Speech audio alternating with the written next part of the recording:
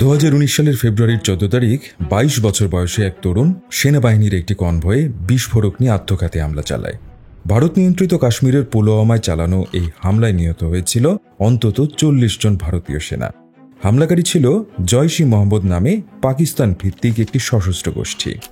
এই ঘটনার 12 দিনের মাথায় 1971 সালের পর ফের সীমান্ত অতিক্রম করে পাকিস্তানের বালাকোট অঞ্চলে বিমান হামলা চালায় ভারত। এই হামলায় ভারতের অন্তত 2টি বিমান বিধ্বস্ত হয় এবং একজন ভারতীয় পাইলটও পাকিস্তানের হাতে আটক হন। ফলে ভারত পাকিস্তানের মধ্যে ফের আরেকটি যুদ্ধের আশঙ্কাও তৈরি হয়েছিল। এই ঘটনার 6 বছর পর চলতি বছরের 22 এপ্রিল কাশ্মীরের পেহেলগামে পর্যটকদের উপর বন্দুকধারীদের হামলায় 26 জন নিহত হওয়ার ঘটনায় ফের পাকিস্তানে ভারত হামলা চালাবে কিনা তা নিয়ে তৈরি হয়েছে উত্তেজনা। বিশ্লেষকরা মনে করছেন, ভারত সামরিক পদক্ষেপ নেবে কিনা সেটি এখন আর প্রশ্ন নয়, বরং প্রশ্ন হল কবে ও কিভাবে তা নেওয়া হবে, সেই সাথে এর পরিণতি কতদূর করাতে পারে। এদিকে 22 এপ্রিলের হামলার সঙ্গে জড়িত দাবি করে ইতোমধ্যে 3 জন সন্দেহভাজন হামলাকারীর নাম ও স্কেচ প্রকাশ করেছে কাশ্মীর পুলিশ। এমনকি 3 জনের মধ্যে 2 জনকে পাকিস্তানি নাগরিক বলেও জানানো হয়েছে পুলিশের পক্ষ থেকে। তবে কিভাবে তাদের শনাক্ত করা হয়েছে সেটা অবশ্য খোলাসা করা হয়নি। এর পরপরই ভারতের প্রধানমন্ত্রী নরেন্দ্র মোদী বলেছেন, হামলাকারী ও তাদের মদতদাতাদের খুঁজে বের করে শাস্তি দেয়া হবে।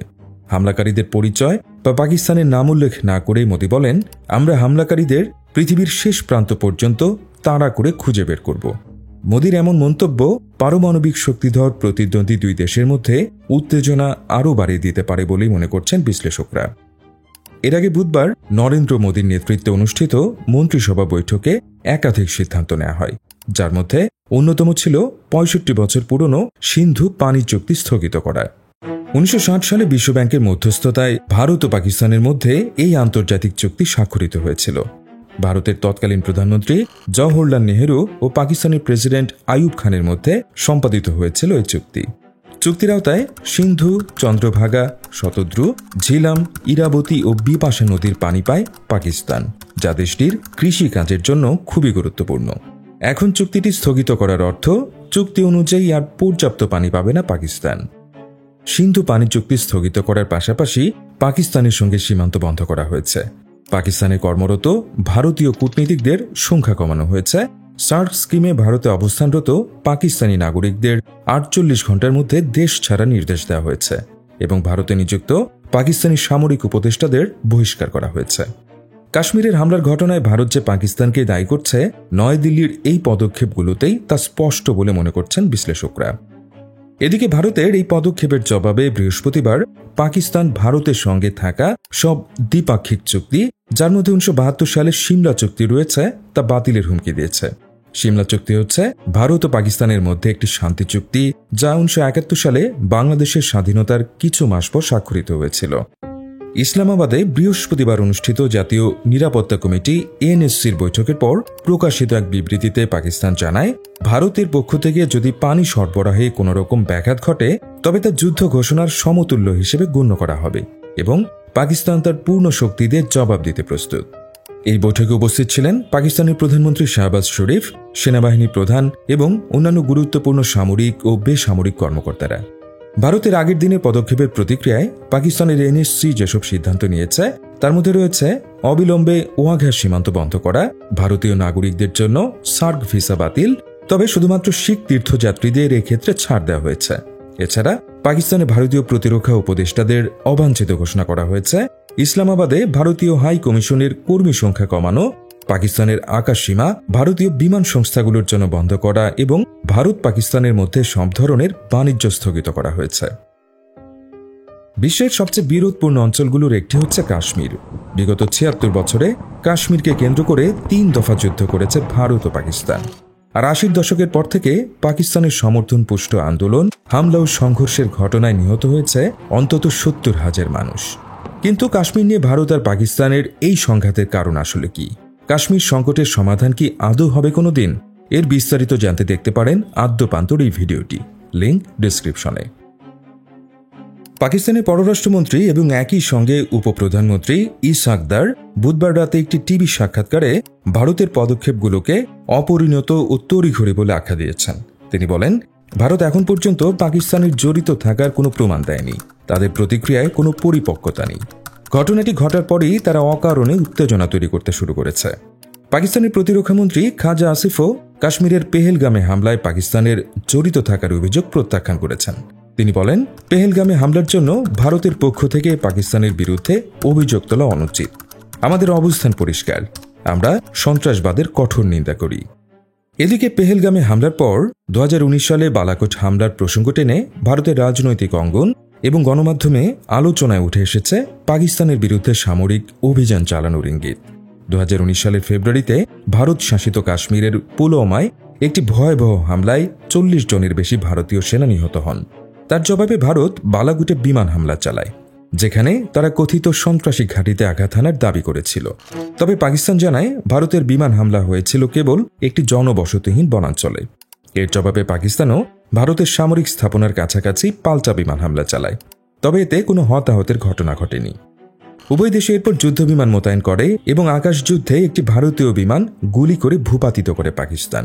আটক করা হয় বিমানের পাইলটকে, তবে দুদিন পরেই তাকে মুক্তি দিয়েছিল পাকিস্তান।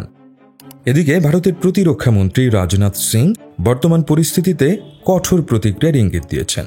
তিনি আবারও ভারতের সন্ত্রাসবাদের প্রতি শূন্য সহনশীলতা নীতির কথা উল্লেখ করে বলেন, আমরা শুধু যারা এই হামলা চালিয়েছে তাদেরই নয়, যারা পর্দার আড়ালে বসে এ ধরনের ঘৃণ্য কাজের পরিকল্পনা করেছে তাদেরও খুঁজে বের করব। পাকিস্তানি নিরাপত্তা বিশ্লেষক ও কর্মকর্তারা মনে করছেন ভারতের পক্ষ থেকে এখন যে কোনো সামরিক পদক্ষেপ নেওয়ার সম্ভাবনা আছে। তবে তারা জানিয়েছেন এ ধরনের ভারতীয় হামলা মোকাবেলার জন্য পাকিস্তানও প্রস্তুত আছে। এক পাকিস্তানি নিরাপত্তা কর্মকর্তা নাম প্রকাশ না করার শর্তে আল জাজিরাকে জানিয়েছেন, আমরা সর্বোচ্চ সতর্কতা এবং নজরদারি বজায় রাখছি, তবে ভারতের মতো অপ্রয়োজনীয় প্রচার চালিয়ে হাইপ তৈরি করতে চাই না। তিনি আরও বলেন, ভারত যদি ভাবে এর কোনো পাল্টা প্রতিক্রিয়া হবে না, তাহলে তারা ভুল ভাবছে। তবে আমাদের দুদেশই পারমাণবিক শক্তিধর দেশ, তাই যে কোনো আগ্রাসন পরিস্থিতিকে ঝুঁকিপূর্ণ করে তুলতে পারে। এই কর্মকর্তা আরও প্রশ্ন তোলেন ভারতের অভিযোগের প্রেক্ষিতে। তিনি বলেন, যেখানে হামলাটি হয়েছে সেটি নিয়ন্ত্রণ রেখা বা এলওসি থেকে প্রায় 200 কিলোমিটার দূরে। তাছাড়া কাশ্মীর উপত্যকায় ভারতের 5 লক্ষাধিক নিরাপত্তা বাহিনীর সদস্য মোতায়েন রয়েছে। তারপরও কিভাবে এমন হামলা ঘটল সেটি প্রশ্নের বিষয়। পাকিস্তানের এক নিরাপত্তা কর্মকর্তা সম্প্রতি ভারতে আসা মার্কিন ভাইস প্রেসিডেন্ট জেডি ভ্যান্সের সফরের প্রসঙ্গ তুলে বলেন, এই হামলা পাকিস্তানের কি উপকারে আসবে, বিশেষ করে যখন জেডি ভ্যান্স তার স্ত্রী ও 2 সন্তানকে নিয়ে ভারতে 4 দিনের সফরে এসেছেন এবং প্রধানমন্ত্রী মোদির সঙ্গে সাক্ষাৎ করেছেন। তিনি প্রশ্ন তোলেন, এই হামলার মাধ্যমে কি ভারতীয় কাশ্মীর মুক্ত হবে? ভারতীয় কর্তৃপক্ষ নিজেদের নিরাপত্তা দুর্বলতা নিয়ে ভাববে না কেন? নিজেদের ভুল কি তারা কখনো স্বীকার করবে না?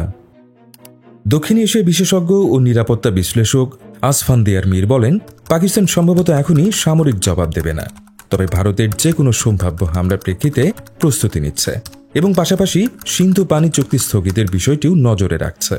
তিনি মনে করেন ভারতের তরফ থেকে সামরিক পদক্ষেপের সম্ভাবনা বাড়ছে এবং সেটি 2019 সালের মতোই হতে পারে, কিন্তু এবার হতে পারে আরও প্রকাশ্যভাবে। তিনি বলেন, মঙ্গলবারের হামলার পর ভারতের গণমাধ্যমে যেভাবে প্রতিক্রিয়া এসেছে তাতে জনমত স্পষ্টতই শক্ত জবাবের পক্ষে। তবে এবার ভারতকে একটি বাড়তি জটিলতার কথাও মাথায় রাখতে হচ্ছে, সেটি হচ্ছে চীন। তার মতে 2019 সালের তুলনায় এখন চীন ভারতের জন্য আরও বড় চ্যালেঞ্জ হয়ে দাঁড়িয়েছে। তাই ভারতকে ভাবতে হবে, তারা যদি উত্তেজনা বাড়ায় তাহলে তার প্রভাব কি হতে পারে। উল্লেখ্য, চীন পাকিস্তানের অন্যতম ঘনিষ্ঠ মিত্র এবং ভারতের প্রতিবেশী দেশ। 2020 সালের জুনে চীন ও ভারতের মধ্যে সীমান্তে একটি ছোটখাটো সংঘর্ষ হয়েছিল। ভারতে নিযুক্ত পাকিস্তানের সাবেক রাষ্ট্রদূত এবং 2008 থেকে 2012 পর্যন্ত পাকিস্তানের পররাষ্ট্র সচিব হিসেবে দায়িত্ব পালন করা সালমান বশির বলেছেন, ভারতের ক্যাবিনেট সিকিউরিটি কমিটির নেওয়া সিদ্ধান্তগুলো পাকিস্তান দুর্বল এই ভুল ধারণার উপর ভিত্তি করে নেওয়া হয়েছে। তবে পাকিস্তানের পক্ষ থেকে একটি পরিণত ও ভারসাম্যপূর্ণ জবাব দেওয়া হবে বলেও মনে করেন তিনি। সালমান বশিরের মতে, ভারতের বিজেপি নেতৃত্বাধীন সরকার হয়তো সামরিক পদক্ষেপ নেওয়ার কথা চিন্তা করছে, তবে দুই দেশের অতীত বিবেচনায় আনলে এর পরিণতি জটিল হতে পারে। তিনি আরও বলেন, পাকিস্তান ধরে নেবে না যে এখানেই সব শেষ, আরও কিছু ঘটতে পারে, সেজন্য প্রস্তুত থাকতে হবে। এখন কূটনৈতিকভাবে সমাধান খোঁজার সুযোগ খুব সীমিত। গোপন আলোচনার পথ খোলা থাকতে পারে, কিন্তু সেটা এখন আদৌ চালু আছে কিনা তা নিশ্চিত না। এদিকে ওয়াশিংটন ভিত্তিক নিরাপত্তা বিশ্লেষক আসফান্দিয়ার মীর বলেন, আগের চেয়ে পাকিস্তান এখন বেশি স্থিতিশীল এবং সে কারণে সেনাপ্রধান আসিম মনিরের নেতৃত্বে তারা জোরালো জবাব দিতে পারে। ইতোমধ্যে ভারতের বিরুদ্ধে পাকিস্তানি প্রক্সি অপারেশন চালানোর অভিযোগ এনেছেন তিনি। এর আগেও ভারতের বিরুদ্ধে পাকিস্তানের ভূখণ্ডে সহিংসতার পরিকল্পনার অভিযোগ তুলেছিল ইসলামাবাদ। সবচেয়ে সাম্প্রতিক অভিযোগ হল মার্চ মাসে বেলুচ বিচ্ছিন্নতাবাদীদের জাফর এক্সপ্রেস ট্রেনে হামলা, যার জন্য দায়ী করা হয় ভারতকে। এই ট্রেন ছিনতাইয়ের ঘটনা পাকিস্তানের ইতিহাসে প্রথম। এ ঘটনায় অন্তত ২৬ জন যাত্রী নিহত হন। তিনি বলেন, ২০১৯ সালের পর দুদেশের মধ্যে আপাত যে শান্ত পরিবেশ ছিল তা আসলে পাকিস্তানের তখনকার সেনাপ্রধান জেনারেল কামার জাভেদ বাজওয়ার পক্ষ থেকে শান্তি প্রতিষ্ঠার পদক্ষেপ ছিল। ভারত তখন চীনের সঙ্গে সীমান্ত বৈশ্বিক শক্তি হওয়ার লক্ষ্যে মনোনিবেশ করেছিল। তবে যারা গভীরভাবে পর্যবেক্ষণ করেছেন তারা জানতেন দুই দেশের সম্পর্ক ধীরে ধীরে আরও খারাপ হচ্ছিল। সালমান বশির বলেন, পরিস্থিতি নিয়ন্ত্রণে আনতে পাকিস্তান একটি বড় কূটনৈতিক পদক্ষেপ নিতে পারে, যেমন প্রধানমন্ত্রী শাহবাজ শরীফের দিল্লি সফরের ঘোষণা। তিনি বলেন, পাকিস্তান ভারত পরিস্থিতিতে এমন প্রতীকী পদক্ষেপ সম্ভব। এখন পরিস্থিতি খুব দূর পর্যন্ত গড়িয়েছে। অবস্থা সামাল দিতে যা কিছু প্রয়োজন তাই করতে হবে। তবে কূটনৈতিক প্রচেষ্টা দিয়ে শেষ পর্যন্ত পরিস্থিতি সামাল দেওয়া যাবে কিনা তা কেবল এখন সময় বলতে পারে।